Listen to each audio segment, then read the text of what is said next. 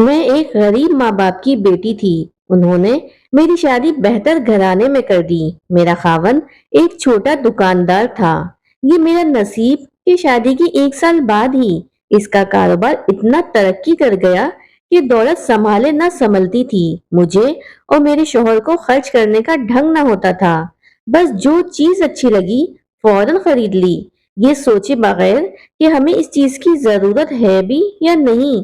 یوں اکثر خریداری بیکار جاتی، لیکن ہمیں احساس نہ ہوتا۔ دکان پر جاتے تو کپڑوں کے انبار لگا دیتے، سوٹ پر سوٹ خریدے جا رہے ہیں۔ اگر گھر میں گوشت کی ضرورت ہے تو آدھا بکرا تلوا کر لے آئے۔ اگر کسی کے گھر کا نیا فرش دیکھا تو خیال آیا کہ ویسا فرش ہمارا بھی ہونا چاہیے۔ اپنا اچھا بھلا فرش اکھڑوا کے ان جیسا بنوا لیا۔ غرض یہ کہ خرچہ کرنے کا کوئی ڈھنگ اور نہ ہی سلیقہ۔ جب دولت کی ریل پھیل ہو جائے تو آدمی میں تبدیلیاں آنے لگتی ہیں۔ شوہر نے گھر سے باہر عورتوں سے دوستیاں بڑھانا شروع کر دیں۔ عیاشیاں میرے شوہر کا مشغلہ بن گئیں۔ میری لاکھ منع کرنے کے باوجود شوہر نہ مانے، بلکہ مجھے بھی ایک دوسرے ہی رستے پہ لگا دیا۔ شوہر نے رفتہ رفتہ گھر میں نوشی شروع کر دی۔ دولت اعلیٰ سوسائٹی کی طرف لے گئی تو عورت اور میں کے بیچ حجاب کو بھلا دیا گیا۔ اب وہ مجھے مجبور کرتے کہ میرے ساتھ بیٹھ کر پیو۔ میں کہتی یہ حرام ہے، میں نہیں پیوں گی۔ تو جواب دیتے کہ اگر میرا ساتھ نہیں دو گی تو میں کسی دوسری عورت کو ساتھی بنا لوں گا۔ ایک دن مجھے بہت اصرار کر کے زبردستی پلائی۔ میں نے مجبوراً ان کا کہا مانا۔ پھر تو انہوں نے وتیرہ بنا لیا۔ گھر پہ ہی میں نوشی کرتے، مجھے ساتھ بٹھا لیتے، اوٹ پٹانگ باتیں شروع کر دی اور ساتھ میں نوشی پہ مجبور کرتے۔ کہا نہ مانتی تو دوسری عورتوں کے پاس جانے کی دھمکیاں دیتے۔ اب میں ان کی حرکتوں سے بہت غم زدہ رہنے لگی۔ مجھے دیکھ کر کہتے کیوں غم زدہ رہتی ہو؟ غم غلط کرنے کا چارہ تو ہے تمہارے پاس۔ یوں میں اپنی غم زدگی دور کرنے کے لیے بار بار اس بری چیز کو پینے لگی۔ اب تو مجھے یہ چیز بری بھی نہیں لگتی تھی اور میں نے میں نوشی کو عادت بنا لی۔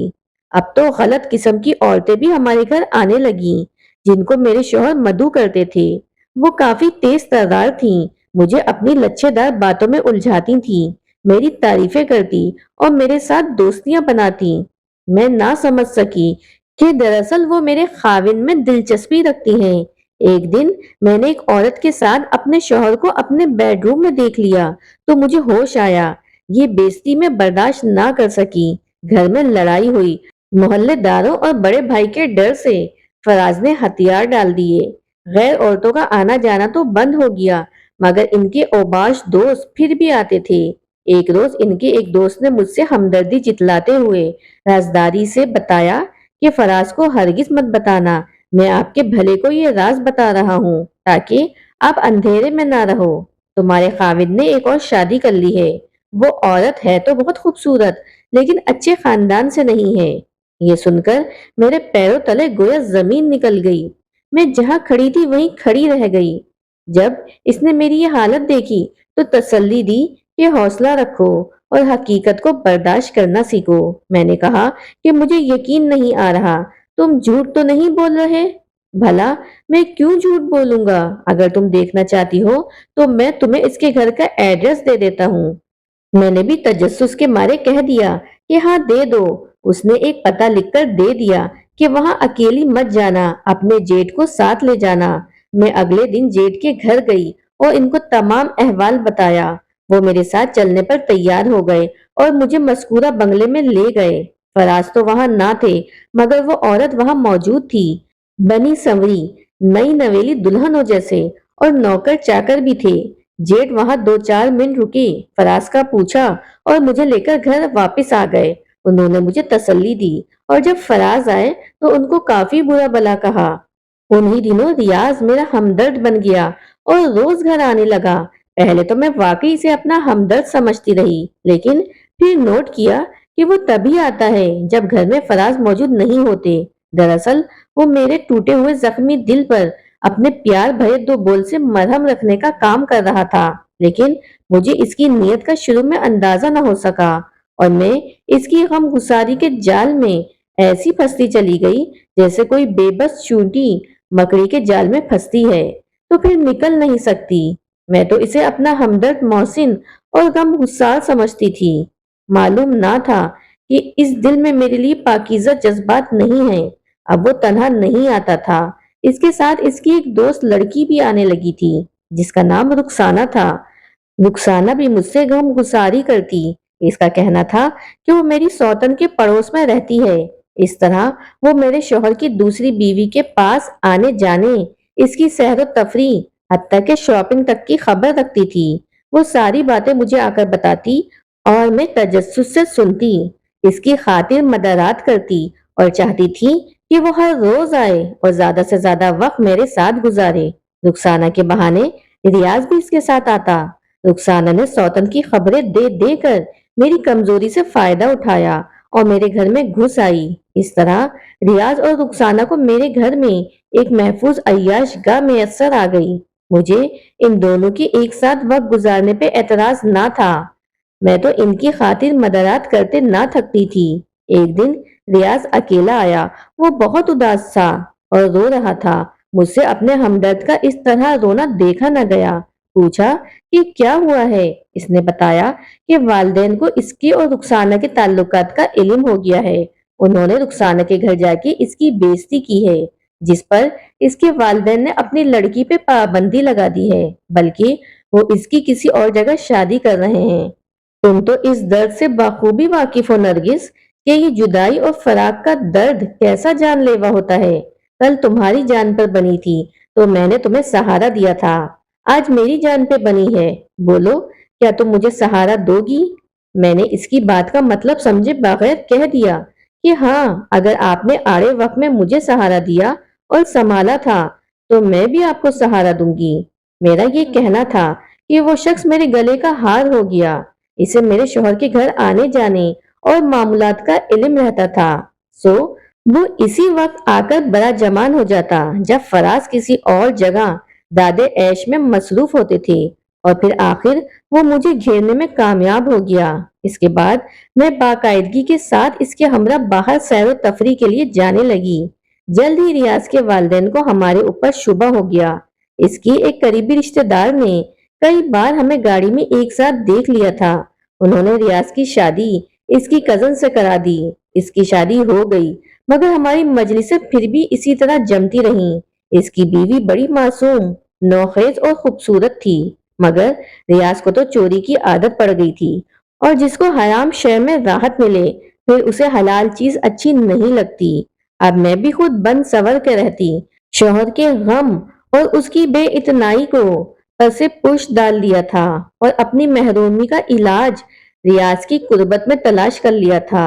ریاض کے والدین اور اس کی بیوی نے اسے میرے گھر سے روکنے کی بہت کوشش کی۔ اس کے گھر میں لڑائی جھگڑے ہوئے، ماں بیٹے کی تلخ کلامی بھی ہوئی، آخر اس کے بوڑھے ماں باپ نے ہتھیار ڈال دیے۔ بیوی نے بھی اس محرومی سے سمجھوتا کر لیا، مگر میں نہ کر سکی۔ اب اگر ریاض نہ آتا تو مجھے لگتا کہ میں بغیر بات باندھ کی کشتی ہوں۔ اب اگر میرے شوہر کبھی مجھ سے چاہت کی بات کرتا تو مجھے اس سے نفرت محسوس ہوتی اور میں اس سے دوری میں ہی سکون محسوس کرتی۔ دراصل میں شوہر کی عیاشیوں کے باعث اس سے نفرت کرنے لگی تھی اور اس کا انتقام فراز سے نہیں بلکہ خود سے لے رہی تھی۔ میری سوتن جب تک صاحب اولاد نہ ہوئی تھی مجھے خوف نہیں تھا، لیکن اب خوف رہنے لگا تھا کہ اگر وہ صاحب اولاد ہو گئی تو میرے شوہر کی جائیداد میں وہ بھی شریک ہو جائے گی۔ میں نے خود کو اس وجہ سے بھی ریاض کے قدموں میں ڈال دیا کہ وہ کسی طرح میرے شوہر کو اس کی دوسری بیوی سے بدزن کر کے اس کو طلاق دلا دے، اور اس نے ایسا کرنے کا کئی بار وعدہ کیا مگر یہ وعدہ وفا نہ کر سکا۔ میں نے کئی بار اس کے بارے میں بڑی غلیظ باتیں مشہور کرائیں مگر ناکام ہوئی۔ آخر میں اپنے شوہر کی نظروں میں گر گئی۔ اس کا تو میں بال بھی پیکا نہ کر سکی، جو کچھ گوایا اپنا ہی گوا دیا۔ اب مجھے ریاض پر بھی رہ رہ کے غصہ آ رہا تھا کہ اس نے مجھے کیسا بیوقوف بنایا اور اپنا الو سیدھا کرتا رہا۔ میرا شوہر پوری طرح دوسری بیوی کا ہو گیا۔ فراز سے میں نے مسلسل بے رخی جو اختیار کر لی تھی تو تمام تر نقصان میرا ہو گیا۔ یہ سب ریاض کی وجہ سے ہوا تھا، لہٰذا جی چاہتا اس سے انتقام لوں۔ انتقام تو کیا لے سکتی تھی، پر میں نے اسے بھی گمراہی کے اندھیروں میں گرا کر اس کے سارے خاندان سے گویا انتقام لیا۔ میری ناقص عقل نے یہی مشورہ مجھے دیا کہ اس نے میری زندگی کو بربادی سے ہمکنار کیا ہے، تو میں بھی اس کی زندگی میں اندھیرے بھر کے رہوں گی تاکہ یہ بھی سکھ کا سانس نہ لے سکے۔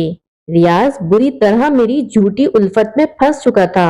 ہم دونوں نے 4 بار معصوم نقوش کو دنیا میں آنے سے قبل فنا کیا، تبھی قدرت نے بھی ہمیں آخر بہت بڑی سزا کے لیے منتخب کر لیا، کیونکہ ہم جان بوجھ کر اپنی جانوں پر ظلم ڈھا رہے تھے اور دوسروں کی جانوں کو بھی ہلاکت میں ڈالے ہوئے تھے۔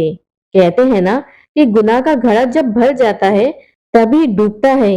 ایک دن فراز رات کو گھر نہ آئے، دوسرے دن بھی پتہ نہ چلا، چوتھے دن ایک لاش مانسیرا سے چند میل دور ملی۔ اخباروں میں نامعلوم لاش کی خبر چھپی، اوروں کی طرح ہم بھی پہنچے تو پتہ چلا کہ میرے شوہر فراز کی لاش تھی، جسے گولی مار کر ہلاک کیا گیا تھا، مگر جائے واردات پر خون نہیں گرا تھا، جس کا مطلب یہ تھا کہ قتل کسی دوسری جگہ ہوا تھا اور لاش دوسری جگہ لا کر پھینکی گئی تھی۔ تفتیش شروع ہوئی، پولیس نے مقتول کی زندگی کے معاملات، اس کی 2 شادیاں، میری اور رخسانہ کی ہسٹری، ریاض سے میری تعلقات، ہر چیز کے بارے میں گواہ اور شواہد اکٹھے کیے، گواہیاں لیں، گویا کوئی چیز پوشیدہ نہیں رہی تھی۔ پولیس اس نتیجے پہ پہنچی کہ فراز کو میں نے جائیداد ہتھیانے کے لیے ریاض کے ذریعے مروایا ہے۔ حقیقت یہ تھی کہ ریاض اس رات میرے ساتھ تھا۔ اس کے والدین نے اعتراف کیا کہ وہ اس رات گھر میں نہیں تھا، تو گویا گواہی یہ تھی کہ وہ اپنی رقیب یعنی میرے شوہر کو قتل کرانے کے سلسلے میں کہیں گیا ہوا تھا۔ اگر میں اس بھیانک رات اس کی اپنے گھر میں موجودگی بتاتی تو اپنے خلاف کیس کو اور مضبوط بناتی، لہٰذا میں نے اس معاملات میں بالکل چپ سادھ لی۔ ریاض کو پولیس لے گئی، 7 دن کا ریمانڈ لیا، اسے تھانے میں اتنا مارا گیا کہ وہ کھڑا ہونے کے قابل نہ رہا۔ میرے ساتھ بھی بہت کچھ ہوا۔ رخسانہ بچ گئی کیونکہ وہ عرصے سے ہماری زندگیوں سے نکل گئی تھی۔ میں عدالت میں قتل اور سازش قتل سے انکاری رہی، کوئی عینی شاہد نہ ملا، لہٰذا سزا سے تو بچ گئی، مگر ضمیر کی عدالت سے عمر بھر سزا ملتی رہی اور اپنے بچوں کی نظروں میں بھی ذلیل ہوتی۔ بے شک ریاض نے فراز کو قتل نہیں کیا، لیکن میری زندگی کے سب گناہوں میں وہ میرا ساتھی تو بنا رہا۔ اب اس نے مجھ سے قطع تعلق کر لیا ہے اور اس کی بہت بڑی قیمت رسوائی کی صورت میں ہمیں ادا کرنی پڑی۔ اس نے اپنی بیوی کے قدم چھو کر اور ماں باپ کے پیروں میں گر کر معافی لے لی اور معمول کی زندگی گزارنا شروع کر دی، مگر میں سوچتی ہوں کہ میرا اصل جرم کیا تھا، میری خاوند کا جرم کتنا تھا، یا ریاض اور رخسانہ کتنے مجرم ہیں، اور ہم میں سے بڑا مجرم کون تھا۔ میں یہ سوچتی ہوں کہ جرم خواہ کتنا ہی چھپ کر 7 پردوں میں کیا جائے، ایک نہ ایک دن سامنے آ کے رہتا ہے اور سزا اصل جرم کے مقابلے میں کہیں زیادہ ملتی ہے۔